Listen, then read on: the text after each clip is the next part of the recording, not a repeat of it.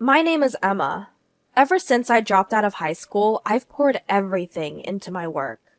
I decided to leave high school because there was something I just had to do. Although my parents were worried, they supported my decision. I believe that I am where I am today because of their support. Recently, my parents, to whom I am deeply grateful, told me that they are considering letting go of our family home. This home is a single-family house that was handed down from my grandparents. It has been renovated over the years, but as it has been used for many years, it has started to show signs of wear and tear. With my parents getting older, they are considering moving to a barrier-free apartment and demolishing the family home. Indeed, I realized that our old home was indeed old, and so I proposed to my parents that we live together. I may get married eventually, so we might not be able to live together for long. However, I wanted to give back to my parents who had supported me without denying the decisions I made when I was young. So my parents and I moved into a new apartment. We now have more rooms than we did in our old house, and since we live on a high floor, my parents are delighted, saying, "The view is great, and we even have a hobby room." Then one day, while I was living peacefully with my parents, I got a call from my younger sister, Jane. Jane and I have not been on good terms for a long time. That's because she feels ashamed of me. When I decided to drop out of high school, Jane was furious. "Why are you quitting high school, Emma? I don't want any of my friends to find out that my sister dropped out of high school because it's embarrassing. From now on, pretend we don't know each other." Although Jane and I went to different high schools, it seems that me dropping out of high school was something to be ashamed of for Jane. Jane is a very hard worker and attended a higher ranked high school than I did, so she has always looked down on me. Jane, whose favorite phrase is, "Emma is stupid," made fun of me at the time, saying, "There's no way you're going to succeed in what you want to do. You can't even understand that, Emma, because you're stupid." I was tired of hearing Jane tell me almost every day that you're causing trouble for our parents by dropping out of high school, so you should leave. So as soon as I started earning money from part-time jobs after dropping out of high school, I left home. After 10 years have passed since then, and Jane had also left home. There was no communication between Jane and me, and since Jane started living alone in college, it seems she has not been in touch with our parents much either. When our parents decided to demolish our family home, they apparently consulted not only me, but also Jane. However, Jane just said, "I don't care about that old house. Do whatever you want." My parents were racking their brains, wondering, why did Jane turn out like that?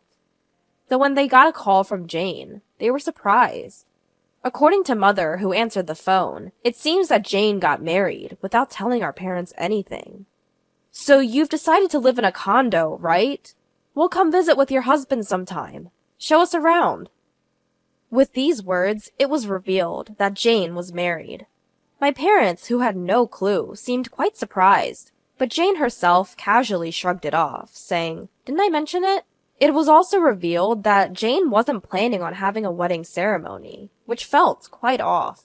Jane was a girly girl, who since her childhood had always dreamt of being a princess. She had even talked in detail about the kind of dress she wanted to wear at her wedding. It was quite strange that someone like her would get married without having a wedding ceremony. I wondered if her husband didn't have much money, but according to Jane, her husband worked at the same company as her. The company where Jane works is a well-known corporation, recognized by everyone nationwide. If he was working at such a company, he should have enough money, which made it even more mysterious. Finally, the day came when Jane visited her parents' house. "Wow, such a large and clean room. The view is amazing. Excuse our intrusion." Jane's husband, left standing, greeted as Jane, without any hesitation, began to explore each room, even though it was her childhood home. Jane's husband is named Scott. He is a fresh-faced man with an expensive-looking watch on his wrist. What was strange was that, despite his very proper appearance, he didn't meet our eyes at all. After introducing himself to the parents, Scott was exploring the rooms without any restraint, just like Jane. "Your parents are amazing. The station is close, and there's a shopping mall just around the corner. You moved to a great place. Yeah, all thanks to Emma. When my mother smiled at me, I humbly replied, "It wasn't a big deal." To which Jane made a deliberately mean face, saying, "Really? You have an older sister? I didn't notice. I never thought that such a beautiful and expensive-looking room would have an older sister living here." Huh? Jane, Emma is not freeloading. My father was about to explain, but Jane ignored him. Pointing at me, she beckoned Scott over. Hey, Scott. Do you believe this ugly woman is my sister? This is Jane's sister you've been talking about? I didn't realize because you two look nothing alike. Suddenly mocked by Jane and Scott, I stood dumbfounded. My mother scolded, "Jane, what are you saying?" But Jane didn't seem to care. My sister couldn't even graduate high school. She's not the brightest. There's a big difference between us, you know. We, who have graduated from a state university.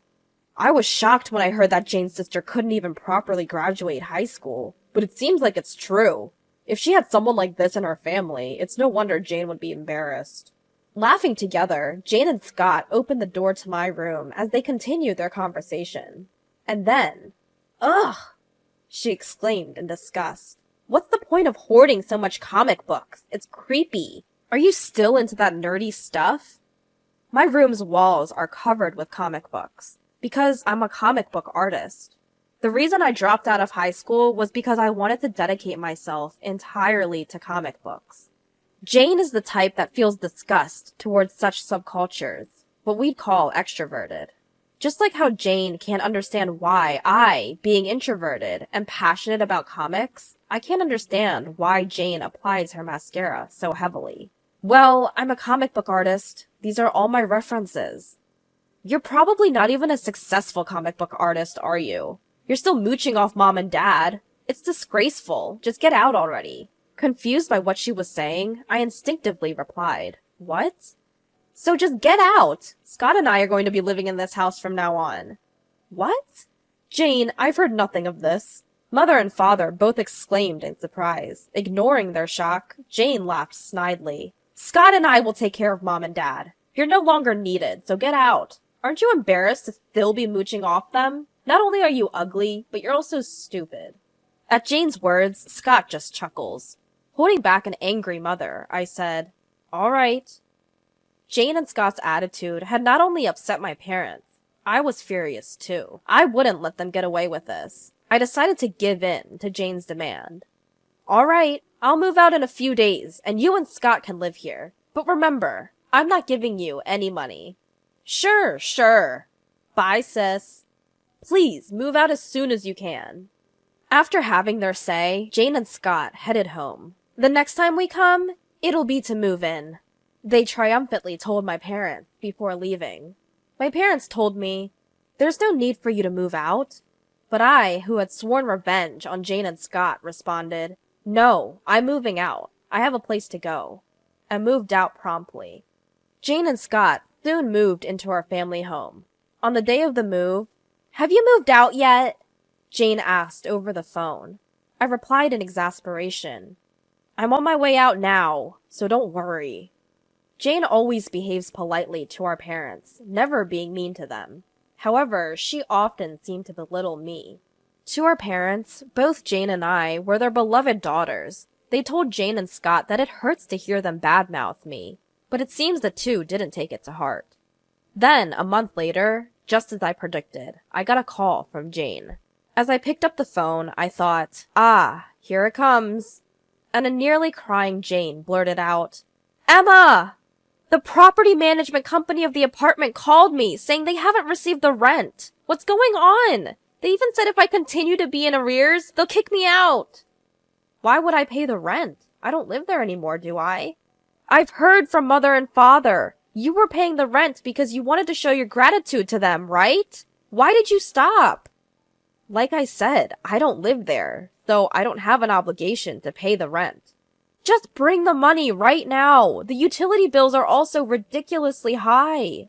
Being disgusted with Jane, who kept talking and hung up, I called my boyfriend. "Liam, Jane just asked me to come over. I'm going to our parents' house." "Okay, I'll come with you. I'm worried about you, Emma, and I haven't seen your parents in a while." The reason why I immediately had a place to go after leaving my parents' home is because my boyfriend, Liam, offered me a room. As we were considering marriage, this past month was a good practice period for us. I went to my parents' house with Liam. As I opened the door of the house, Jane, red with anger, showed up. "Did you bring the money? Pay the money properly for the sake of showing gratitude to our parents." "Do you think I'm a struggling cartoonist, Jane? How do you think I can afford the rent for such a luxury apartment?" "Well, I don't know, but you were able to pay until now, right? Please pay the rent and utility bills." "I won't. Jane and Scott, you both work for respectable companies, right? Why can't you pay your own rent?" At my question, Jane was at a loss for words. I noticed that Jane might not have the money.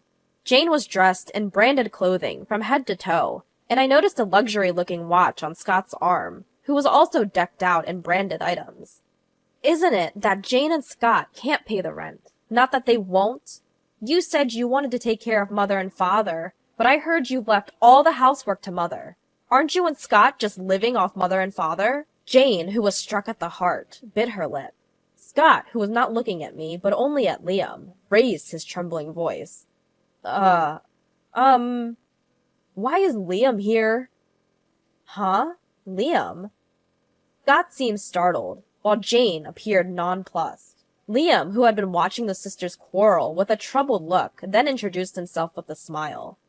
"Ah, hello there. I see you already knew. I'm dating Emma with the intention of marrying her." "What? Emma and Liam are dating?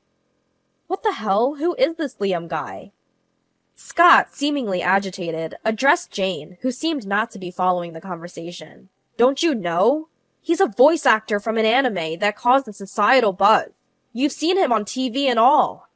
"What? Why is my sister dating such a guy?" "It's because Emma is the one who drew the original story for that socially influential anime." When Liam gently explained about me, Jane's face was a picture of shock.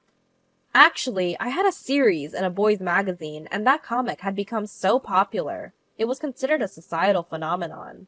Even Jane, who was not well versed in comics, recognized the title and turned pale, seeming to regret all the times she had underestimated me now that she knew I was rich. I sighed at Jane's sudden change in attitude and told Jane and Scott, "If you can't pay, then leave right now. I'll be demanding the 1 month's rent from you later." "Don't say that, sis. Scott and I, we got hooked on gambling and ran out of money." It turned out that Jane and Scott had become deeply absorbed in slot machines and had lost a considerable amount of money. The reason they decided to live with their parents back home was also due to a lack of funds. It seemed they even borrowed money from shady sources, and most of their decent salary was going towards repaying that debt, which was quite shocking. I have no intention of helping Jane, who has always been mocking me. Our parents are moving again, so you and Scott should leave right away. Why are Mom and Dad moving? So you won't come crying to them. I can easily imagine debt-ridden Jane causing trouble for our parents. If you don't leave promptly, I will be charging you for the second month's rent as well. When I sternly made that clear, Jane and Scott reluctantly said, "Okay," and the gathering dispersed. My parents, who had been out, heard about this later and called Liam to apologize, but Liam seemed unfazed. "Perhaps it would be best to avoid seeing Jane for a while," he said, and helped me find a new place for my parents to move to. I promptly bought a new apartment, and my parents prepared to move, once again. "I'm sorry for the trouble," my parents said, and I replied, "It's only natural to repay the favor to you both, who supported me when I made the drastic decision to drop out of high school. I am what I am today because of you." My parents were brought to tears at this. Jane and Scott seemed to be struggling with debt repayment even after that, but I had no obligation to show mercy, so I demanded full payment for the 1 month's rent and utilities I had fronted. But Jane and Scott didn't pay back the money and stopped answering their phones, so I called their workplace directly and finally received the payment. However, this caused everyone at their company to find out about the debt-ridden couple, Jane and Scott. Apparently, they can't quit their jobs because they need the money, and they continue to work, feeling quite uncomfortable. Afterwards, I married Liam. Our parents gave us their blessings, and we've been leading a happy life. Although I've cut ties with Jane and Scott as blood-related siblings, I wish for them to live strong.